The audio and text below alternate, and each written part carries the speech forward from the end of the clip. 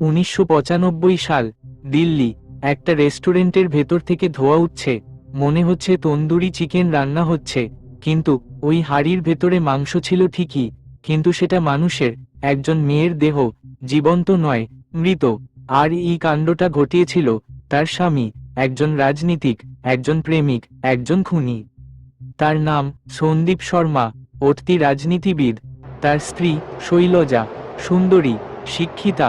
তাদের প্রেম ছিল সিনেমার মতো, কিন্তু শেষটা ছিল রক্তাক্ত, কারণ সেই প্রেমেই ছিল সন্দেহ, ঈর্ষা, পাগলামি, আর একটা আগুনে ভরা শেষ রাত।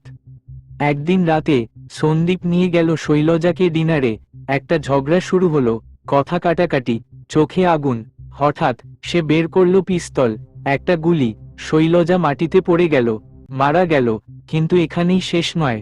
সন্দীপ তার দেহ নিয়ে গেল রেস্টুরেন্টের কিচেনে। তন্দুরি ওভেনের ভেতর সে ফেলে দিল স্ত্রীর মৃতদেহ, আর আগুনে পুড়িয়ে ফেলল, যেন সে কোনো অপরাধী করেনি। পুলিশ যখন তদন্ত শুরু করল, তখন সিসিটিভি ছিল না, প্রমাণ কিছুই ছিল না, কিন্তু শৈলজার বন্ধু আর সন্দীপের বডিগার্ড ফাঁস করল সত্যিটা। রক্ত লেগে থাকা জামা, ফায়ার রিপোর্ট, সব একসাথে মিলিয়ে ধরা পড়ল হত্যাকারী। 2003 সালে সন্দীপ শর্মা পেল যাবজ্জীবন কারাদণ্ড। কিন্তু এই কেস রেখে গেল একটা প্রশ্ন: ভালোবাসা কি এমনই হয়? ভালোবাসা কি খুন করতে শেখায়, নাকি ভালোবাসার মুখোশের আড়ালে লুকিয়ে থাকে আমাদের আসল চেহারা? এই ছিল তন্দুরি মার্ডার কেস, ভারতের ইতিহাসের সবচেয়ে রোমহর্ষক প্রেমঘটিত হত্যা। কিন্তু এমন ঘটনা আরও আছে, আরও অন্ধকার, আরও রহস্যজনক। আপনি চাইলে আমি নিয়ে আসব তারপরের পর্বে আরও একটি সত্যি, আরও একটি হত্যা। আপনি তৈরি তো?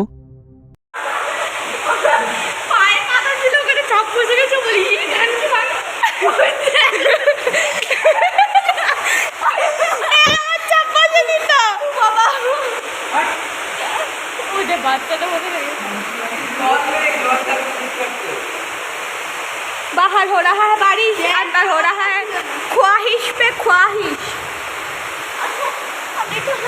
এটা আমাদের রুম, এটা আমাদের রুম বাড়ি। হ্যাঁ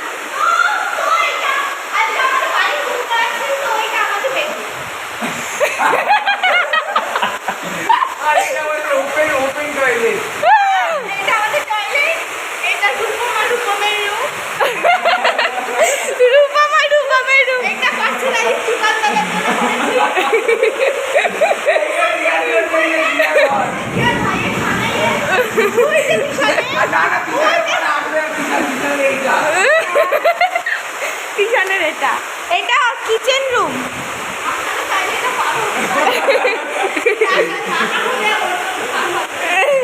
দাঁড়ার চেষ্টা করি।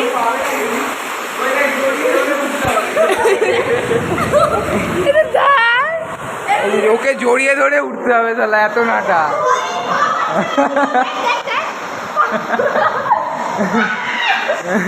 না এবার কর।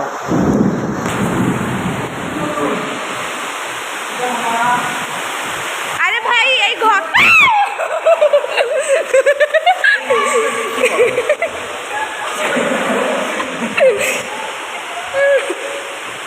बारिश बाहर हो रही है बारिश। কারবারি ছাদ কি বলে ভোলে ভোলে কোনে লাইন মারবে রূপরে এই ভোলে কোন লাইন মারবো কে মারবো ফিরে ওই জানলা ওই ফুটো দিয়ে মুখটা বের করবে ভোলে ফুটো দিয়ে মুখটা এই তো বাইরে বৃষ্টি হচ্ছে, আমরা ভিতরে আমাদের बाहर हो रही है बारिश। আবার ওই রুমটা, আচ্ছা চলো। ওরে শালারা পুরো ভিজে গেছে। ও মাই গড, এখান দিয়ে এখানে হচ্ছে ক্লোজ টয়লেট, ওখানে ওপেন টয়লেট, এখানে বন্ধ টয়লেট। এখানে আমরা রান্না করি। এই যে হ্যাঁ, এখান থেকে জল ইনস্ট্যান্ট পেয়ে যাই। মা পায়ে ছাপ পড়ে গেল রে, বুঝে যাবে চোর এসেছিল। লক্ষ্মীর পায়ে ছাপ পড়ছে। লক্ষ্মী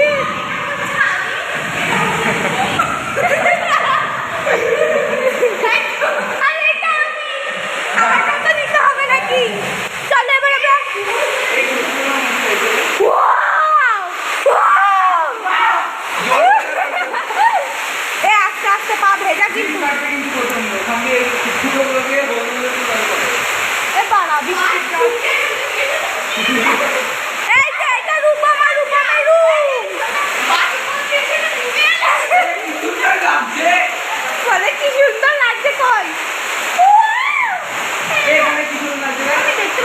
তুলবো